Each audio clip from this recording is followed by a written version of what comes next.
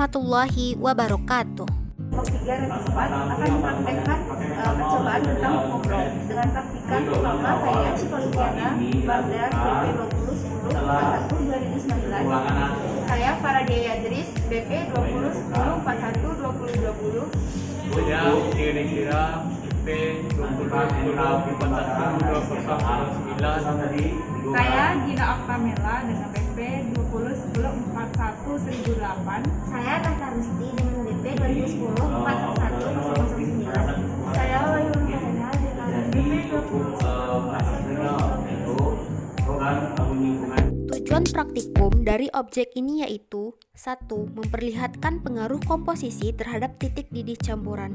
2. Memperlihatkan pengaruh gaya antar molekul terhadap tekanan uap campuran. Suatu larutan dikatakan ideal jika larutan tersebut mengikuti hukum Raoult pada seluruh kisaran komposisi dari sistem tersebut. Hukum Raoult berlaku bagi pelarut, baik ideal maupun tidak ideal. Hukum Raoult tidak berlaku bagi larutan tidak ideal, karena molekul-molekul pelarut yang luar biasa banyaknya. Bila dua cairan bercampur, maka ruang di atasnya berisi uap kedua cairan tersebut. Tekanan uap jenuh masing-masing komponen di ruangan itu lebih kecil daripada tekanan uap jenuh cairan murni. Penyimpangan hukum Raoult terjadi karena perbedaan interaksi antara partikel sejenis dengan yang tak sejenis.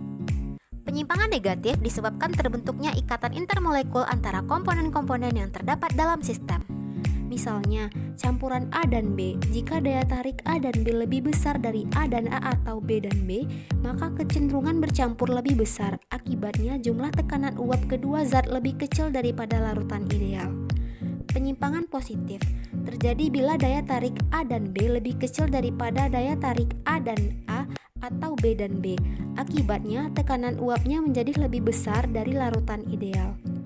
Larutan non-ideal dapat menunjukkan penyimpangan positif dengan tekanan uap lebih tinggi daripada yang diprediksikan oleh hukum Raoult, atau penyimpangan negatif dengan tekanan uap lebih rendah. Pada tingkat molekul, penyimpangan negatif muncul bila zat terlarut menarik molekul pelarut dengan sangat kuat, sehingga mengurangi kecenderungannya untuk lari ke fase uap.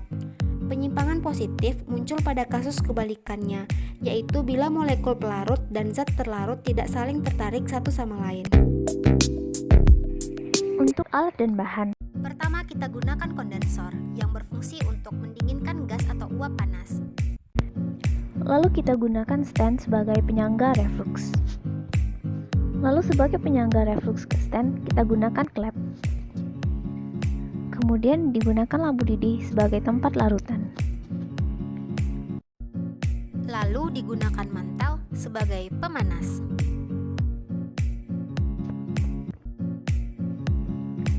Lalu kita gunakan gelas ukur 25 mili sebagai alat ukur larutan. Corong sebagai alat bantu memindahkan larutan.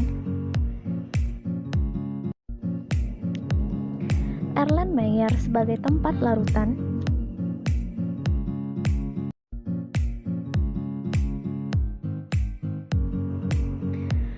Termometer sebagai pengukur suhu.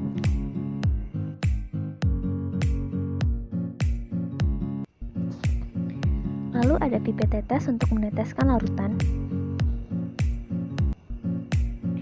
Kemudian ada batang pengaduk untuk mengaduk larutan. Kemudian sebagai bahan uji, kita gunakan kloroform dan aseton.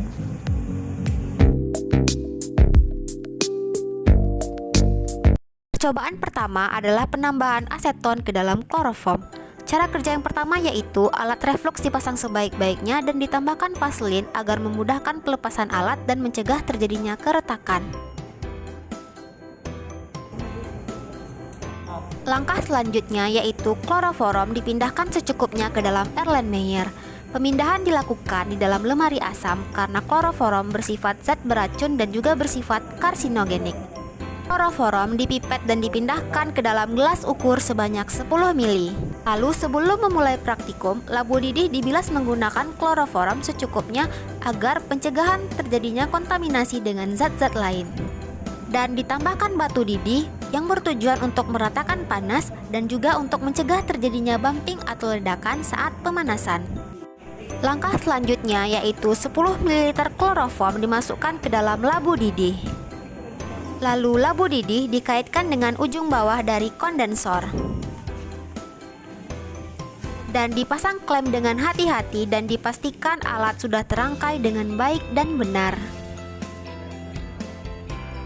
Lalu dihidupkan mantel pemanas dan diletakkan tepat di bawah labu didih dan dipanaskan kloroform sampai larutan mendidih.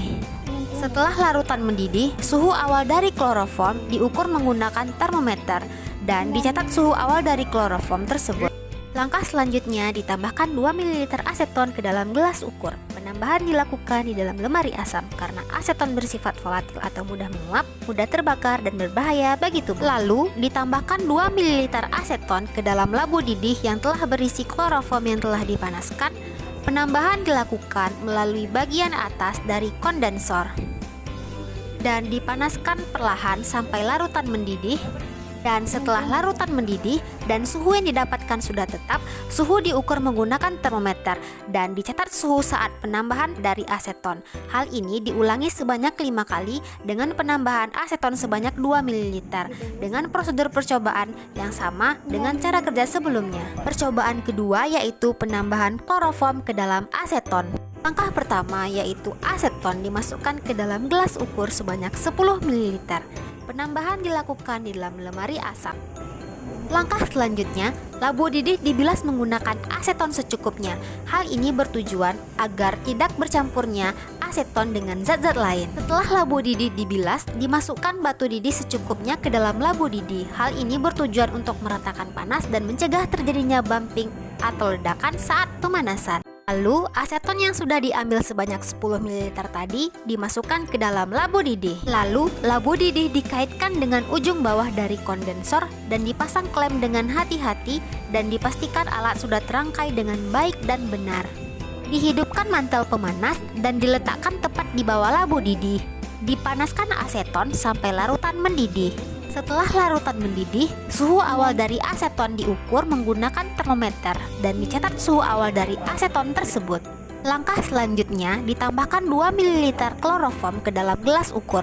Penambahan dilakukan di dalam lemari asam, lalu ditambahkan 2 ml kloroform ke dalam labu didih yang telah berisi aseton yang telah dipanaskan. Penambahan dilakukan melalui bagian atas dari kondensor dan dipanaskan perlahan sampai larutan mendidih.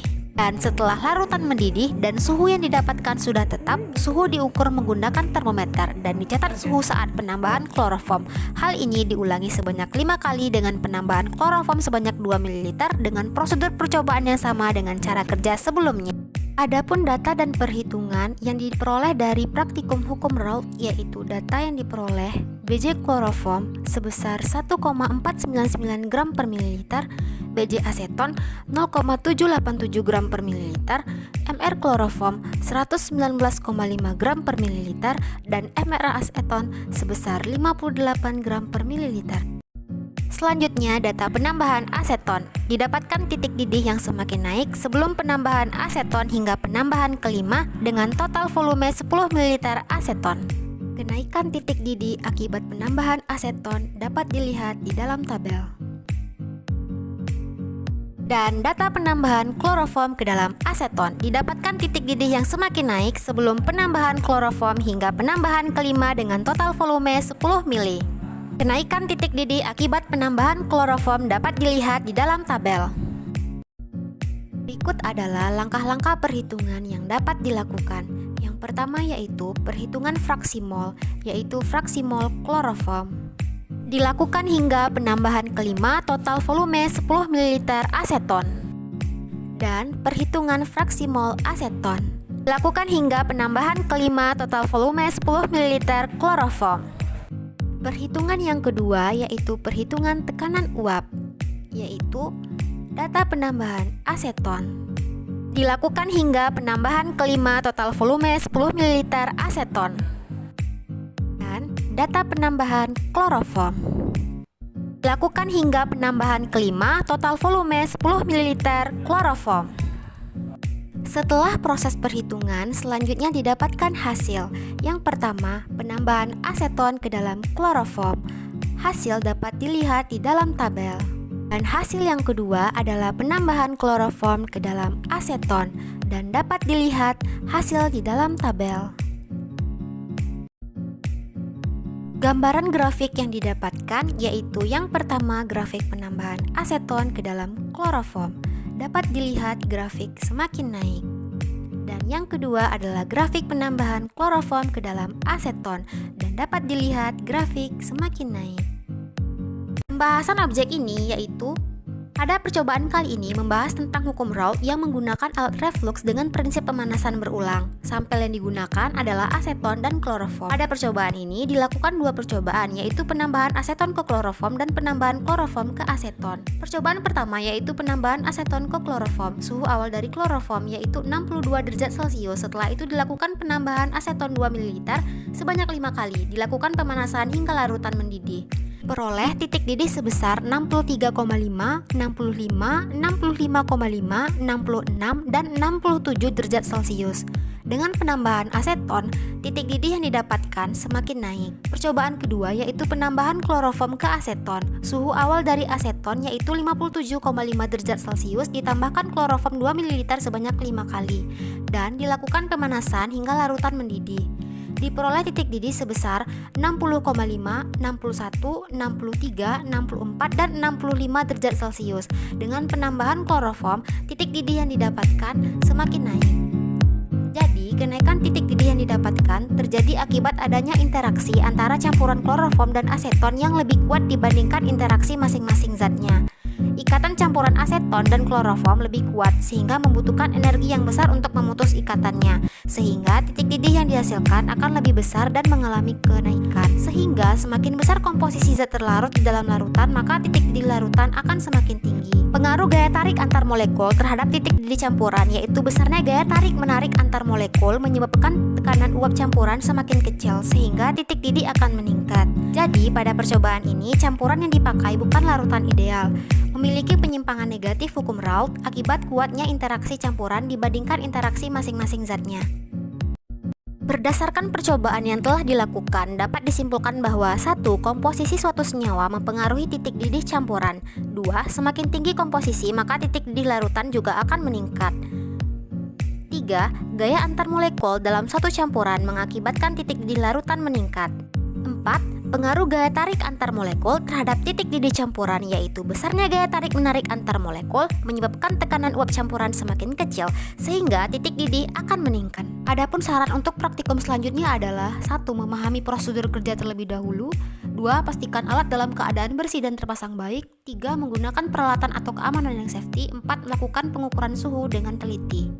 Sekian praktikum yang kami sampaikan. Assalamualaikum warahmatullahi wabarakatuh.